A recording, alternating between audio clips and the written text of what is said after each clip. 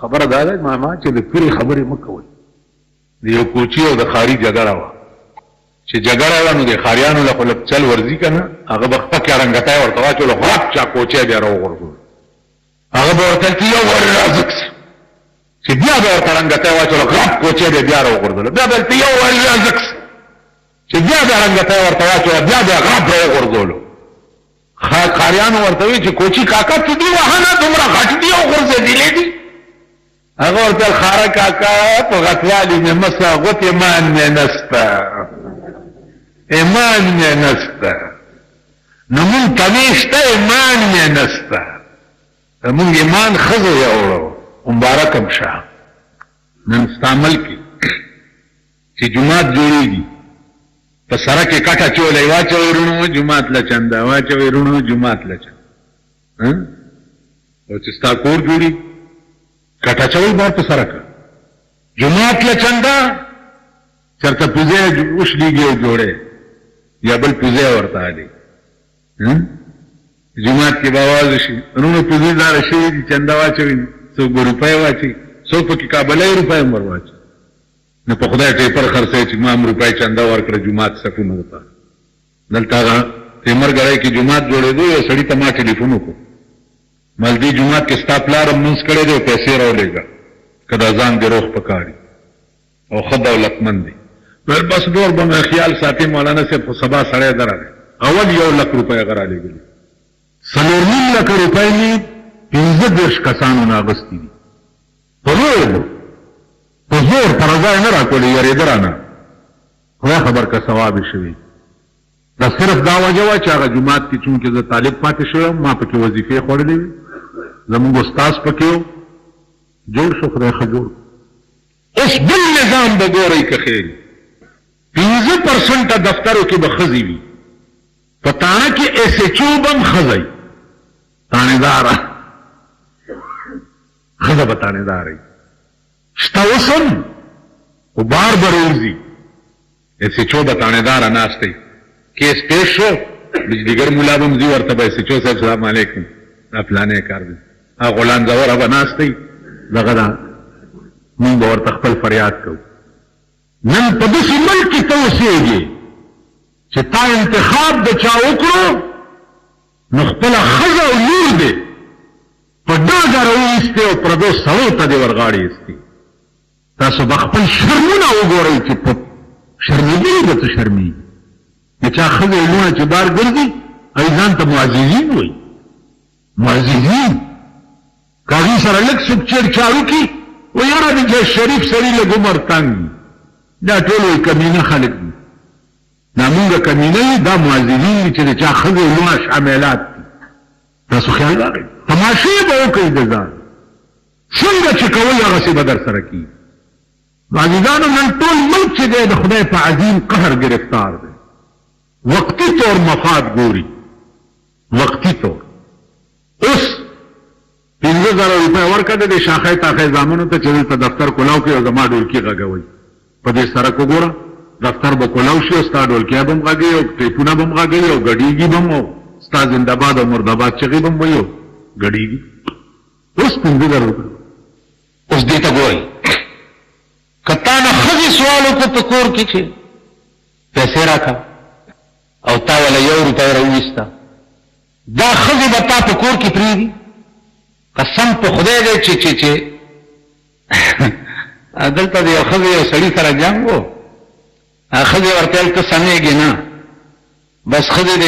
پنسه کې لاس ومنډلو او تشې متیازې وکړو تا سړي ته یې په دې مخ وروشي ما ویل دې دې نه دې بل علاج نو که تا 1 روپۍ خپلې ښځې ته ونیوه متیازې به په مخ دروشي چې ښه دا زه د 1 روپۍ ماشوم له 1 روپۍ چې ورکوې نو نه جره ما یو وړوکی ماشوم وسې دی هغه چې سکول ته ځي نو ما ته وایي 15 نوټ به راکړې 15 4 کالو دی هم په 15 پوهې نو ښځې له روپۍ نشي ورکولی ماشوم په روپۍ نشي دوکه کولی یو خدای ته په روپۍ دوکه دا ټول څیزونه که تاسو خیال وکړئ دا شوق او ذوق سره تعلق لري سره هغه شی زده کوي چې کوم شي سره شوق وي. کوم شي سره د سړي شوق وي هغه شی زده کوي. ګډا سره د سړي شوق وي، کته خیال هم کړی د ډمانو څه مزیدارې ګډاګانې زده کړي دي چې خلک ورته اریان شي. تعلیم سره د سړي شوق وي، کوم ځای ته پکې ځان وخېږي. فن زده کولو سره د سړي شوق وي. امریکا او روس او چین او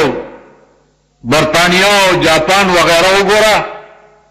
یو فن سره شوق دی، داسې آلات پیدا کړي دي چې عقل ورته حیرانی. سپوږمۍ ته پکې خطرې دي. اوس که زمونږ د شیخانو ته وایي چې هلکه امریکې والا سپوږمۍ ته خطرې دي، نو سپوږمۍ ته کافره، سپوږمۍ ته څوک خطې شي؟ نه شیخان به د کافر هم کي ورپسې. اوس دا دې غریبانو ته دا څه پته ده چې سپوږمۍ ته ختل ممکن څه کوي چې اسمان ته ختل هم ممکن دي. که یو سړي قرآن وښوی چې په ما دې ښځه په 3 کاڼي طلاق کوي چې زه به اسمان ته خېږم، ښځه پرې نه طلاقېږي، ځکه اسمان ته ختل ممکن دي. نو عزیزانو کوم شي سره چې د سړي شوق وي په هغې کې سړی انتها ته ځان ورسوي. او دام فن دی او شوق دی که نه چې یو جاس کې زه عربو ته تلمه 4,500 کسان پکې ناستو، چاته چې جمبو جټ وایي 4,500 کسان، او د سمندر د پاسه روانو 4 غنټې. نو ما د یاري ګړی کم نه کتم چې نه چې لا ټایم زیات پاتې ترته هم داسې غرض نشي. لندن ته روانې صاحب په دې سمندر د پاسه 8 غنټې مسلسل، امریکې ته روانې په سمندر د پاسه 14 غنټې مسلسل روان. دم فن دی او عقل دی او دماغ دی چې قدرت انسان ته ورکړی دی، اوسپنې په هوا کړي. کوم شي سره چې د سړي شوق وي نو په هغې شي کې سړی انتها ته ځان ورسوي. نو کوم شي سره چې د سړي شوق وي، شاعرۍ سره د سړي شوق وي، نو پکې انتها ته ځان ورسوي. یو شاعرو نوشیروان بادشاہ په زمانه کې ابو نواس نامه و. نو نوشیروان بادشاہ یو وینځه وه، په هغې مینو خوښه یې وه. نو هغې له د سرو زرو امیل جوړ کړی و، شاهانه هار یې وله جوړ کړی و. دا ابو نواس ورغی بادشاہ ته خیال یې دا وکړو چې د دې وینځې صفت وکړمه، که دې بادشاہ راله څه راکړه. دی ورننوتی دی، یو شعر یې ورته ویلی دی. شعر یې ورته ویلی دی چې لقد ضاع شعري على بابكم، لقد ضاع شعري على بابكم كما ضاع عقد على خالصا. خوند وکړو اشعار زما ستا په دروازه کې، لکه چې خوند وکړو د سرو زرو امیل د خالصې وینځې په غاړه کې. واه څومره خوند دی او څومره غښکاري او څومره ښایسته ده او څومره ده. بادشاه د هغې په عشق کې مست و، دته یې ډو څه ور نه کړ.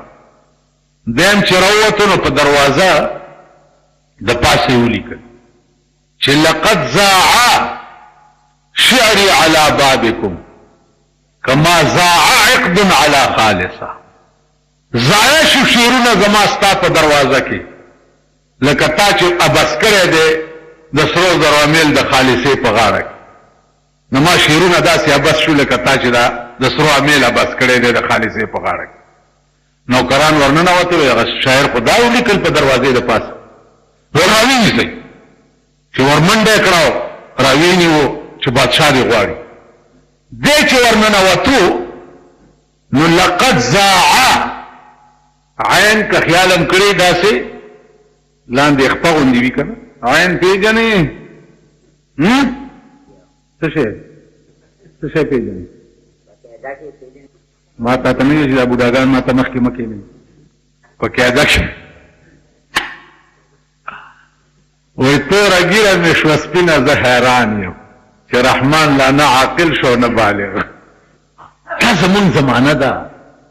دا زمونږ خلق دی، د دې وخت وګوره تېر شوی څنګه دی. اوس عین لاندې خپه غوندې.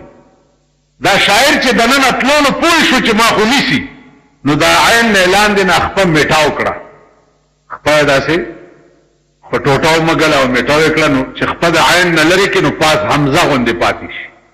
چې دنه لاړو ول تاسو لیکل زما په دې دروازه ول بادشاہ قبله عالم په خپل وګوره ته وګوره چې بادشاہ د حسین را پاسې چې دروازې تراغه نو په دروازه لیکلي چې عزعین نه اعلان نه خپل لري کړو حمزه تی جوړ کړو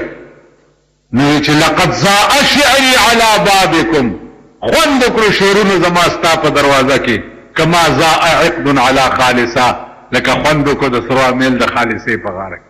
ول ما خدای دې کې ورکه 10,000 روپے نام یو ټکی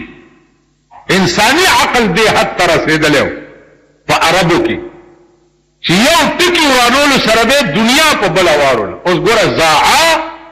او زاء کې څومره فرق زاء معنا ضایع شو ابس شو او زاء معنا خوند وکړو یو ټکی بدلول عزیزانو خلق داو قابلیت دی ته وي په خدای قسم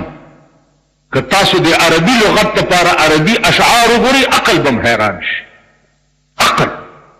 نو عزیزانو عرض لګاو چې دا شیزونه ذوق سره تعلق لري کم شی د سړي خوښ وي نو هغه کې انتها ته ځان رسي ګوره دکانداري د سړي خوښي چې پیسې پکې ګټي چټاکې پیجنی تولې پیجنی ماشي پیجنی نیم سیره پیجنی سیر پیجنی دړای پیجنی من پیجنی کیلو پیجنی وغیرہ ټیکادارای سره د سړي شوق وي د مزدور تنخواه پیجنی د افسرانو کمیشن پیجنی اسټیمیټونه پیجنی یو سکند کې بدرته دا دومره زه جوړم قلم براوالیو اسټیمیټ بدرته لګي چې دې باندې دومره پیسې لګي خپل ګټه بنت کې وستي مزدوري بنت کې وستي د افسرانو کمیشن بنت کې وستي او ګټه بنت وستي یو منټ کې بدرته هغه سره شوق کی سرکاري خلک وګوره دفتروں کې چې نوکرای کې رزق دی او شوق دی او تنخواه دی او پیسې دی او عزت دی په فایل دنیا باندې څنګه ځان پوي کړي خالدا سے نظر اچول باندې ټول فایل حقیقت باندې پوښ او شوق یې ورته ناجدانو ارض نه داو چې دولت د پارنن د محبوب کلام پایمالیږي لګیا د خدای کلام پایمالیږي لګیا اقتدار د پاره زګورم چې زه د دې اهل نه یم او په ورزم او دا موجوده وخت کې چې دا څومره وزیران دي دا د وزارت اهل دي دوی پوهېږي په وزارت باندې خو دې قوم کړي اوس چې هغې څه کوي دوی سره ډېر ښه کوي تا کړي نو هر یو شي اهلیت چې دی هغه بلکل ختم شوی دی اهل نشته منبر اهل پاتې نشو د مصلي اهل پاتې نشو د اقتدار اهل پاتې نشو و نن ټول پاکستان دا فیصله کړې ده تر مونږه پورې چې د پاکستان باچا چې دی ښځه وي ټینګېږي ورته مو څه کار دی خیال هم راغی مونږ له خو یو ټکی راځي چې کوچای ته خلک راغله ویل مبارک سه ویل ولې ویل اباد یې ملک سه هغې خورې قیامت چې ولې چې سړي ټول خلاص شو چې د ما ملک سړی رشته نه د دې وجې نه عزیزانو موږ پارشي کې دوکه ده مړي وګورئ زمونږ مړي تاسو دا څومره چې دا جومات کې ناست دي خفه نه شئ او که خفه شئ زما به څه وکړئ زه دومره اوږده جوار کرم هم نه مړی وشو موږ ملیانو یو هیله درته جوړه کړې ده اسې یم چې دا ټول د نفس دوکې دي چې تل پکې پروت دی مان درته جوړه کړې ده او بس هغه طالب خبره وه لسو لوټې ورکړو په جنازه کې نو ما ته وایي مولوي صاحب هر سړی خپې وغځوي چې د مړي مړی دې ته وایي دې لوټ ته خو لږ وګوره نوی لوټ و داسې مړی وشو ته ورپسې ختم ملیان راوغواړي طالبان راوړي درې سپارې ووایي دوه سپارې ووایي ثابت ختم دوه سپارې ووایي ثابت ختم وکړي هلکه چا ثابت ختم وشي نو بیا یا 2 روپۍ ورکړي یا 3 یا 5 او دا قرآن بڅوي درې سپارې دي په 2 روپۍ خپل مړي پسې وبخلي ولا ينفقونها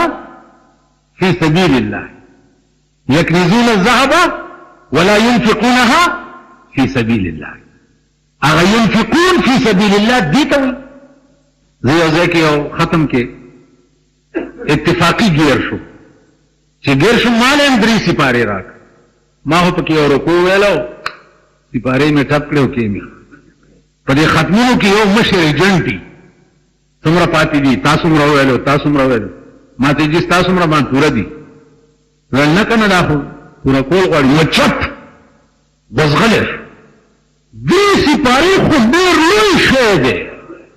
ډېر لوی ما وی چې موجوده دولت دستور ور دی خرج کیږي په دې طریقو تاسو راشئ ما سره کارډونه پراته دي د ودون یعنی ته دومره بې حیا قوم شو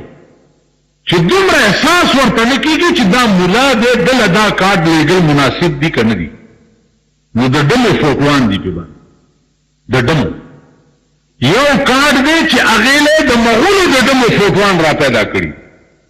د مغولو نن نه 400 کاله مخکې چې کومې ډمې وي هغه فوټوان یې ورته را پیدا کړي دي او په کارډ یې چاپ کړي چې دا دعوت ته ولیمه دا نامه په ډول استغفر الله دې ته ولیمه وي نن په یو بل ټکی باندې پویوما چې دا لفظ د الله چې دی دا په اصل کې څو او بیا د دې معنا صدا اوس الله چې دی دا هم عربي لغت ته او عربي لغت چې دی عزیزانو دا په دنیا کې د ټاپ لغت ته الله تعالی لوی جبه چې کومه خوخه دا او عزیزه دا هغه عربي ده دغه وجه ده چې هغه پیغمبر چې په ټول کائنات خدای ته زیات محبوب دی نو هغه په عربي جبه کې پیدا کړي عربي لغت کې بیا یو زور زیر بدلېدو سره دنیا ورانش